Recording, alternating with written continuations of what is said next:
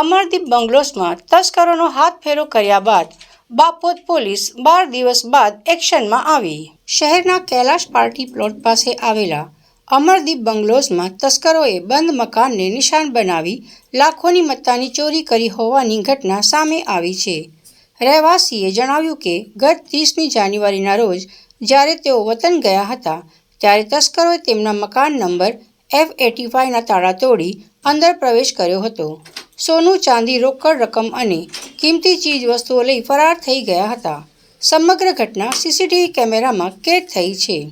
ભોગ બનનારના જણાવ્યા અનુસાર ઘટના બાદ તુરંત જ FIR નોંધાવવામાં આવી હતી। તેમ છતાં 12 દિવસ સુધી તપાસમાં કોઈ ખાસ પ્રગતિ જોવા મળી ન હતી। છેક 12 દિવસ બાદ આજે પોલીસ તંત્ર સફાળું જાગ્યું અને સોસાયટી ખાતે ડોગની મદદ અને તપાસ હાથ ધરી હતી। જય શ્રી કૃષ્ણ સૌને। અમે અમરદીપ બંગલોઝમાં રહીએ છીએ। આજે 30 તારીખથી અમારા બંગલોઝમાં રોજના 2 તાળા તૂટે, જગ્યાએ ચોરીઓ થાય। અમે આખા અમરદીપના બંગલોઝના નાનાથી મોટા યંગ જનરેશનથી માંડીને ઓલ્ડ, અમે પણ કુલ સિનિયર સિટીઝન પણ સવાર સુધી જાગતા રહેવું પડે છે।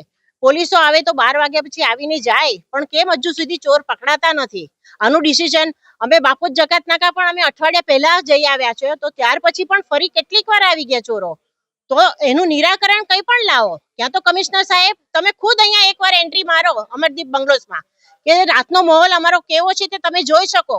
અમે કેવી રીતે જીવતા આવીશું? અમે કોળિયા મોંમાં મૂકીએ ને તોય અમને એમ થાય કે અત્યારે અંધારું થઈ ગયું, ચાલો સુઈ જઈએ। તમે રાત્રે એક ચક્કર મારવા આવો તો કેટલી અહીંયા ગાડી ગભરામણ હોય છે તે તમે પોતે ખુદ જોવા આવી શકો છો।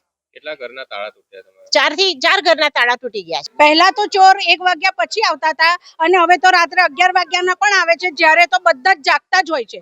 સિટીમાં કોઈ 12 વાગ્યા સુધી સૂતા નથી, પણ એમને એનો પણ બીક નથી। 11 વાગ્યા ત્યાં તો લોકોને ત્યાં જમવાનું ના પત્યું હોય તે પહેલા તો અમારે દોડવું પડે છે। અમારે સિક્યોરિટી જોઈએ અને આની એક્શન જોઈએ, અને ચોર જે ટાઈમે પકડાય ને તે ટાઈમે અમારી સોસાયટીમાં પણ એમને લાવવા। અમે અમરદીપ બંગલોઝમાં રહી રહ્યા છે અને બધા રહીશો જે અમરદીપ બંગલોઝમાં રહી રહ્યા છે એક ડરના માહોલમાં જીવી રહ્યા છે। સવારે પણ ડર લાગે છે, રાતે તો સૂઈ જ નથી શકતા। એક વખત ચોરી થઈ, બીજી વખત ચોરી થઈ, 3 વખત ચોરી થઈ। ચોરો બિંદાસ આવે છે, પોલીસની કઈ જ એમને અસર થઈ નથી રહી।